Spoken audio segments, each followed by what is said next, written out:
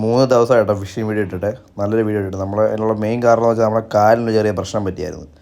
നമ്മൾ ആശുപത്രി പോയിട്ടിരുന്ന വഴിയാണ് കേട്ടോ. കാലിനൊരു ചെറിയ മുറിവ് പറ്റി. അങ്ങനെ മെനഞ്ഞാന്നിട്ടൊരു മീനെ ഒന്ന് കാണിക്കാമെന്ന് വെച്ച് എടുത്തതാണ്. എടുത്തപ്പോൾ തന്നെ അവൻ്റെ ഒരു ചാട്ടം കേട്ടോ. അവൻ ചാടി ഒറ്റ പോക്ക് പോയി. എനിക്കപ്പോൾ പൊളിഞ്ഞ്.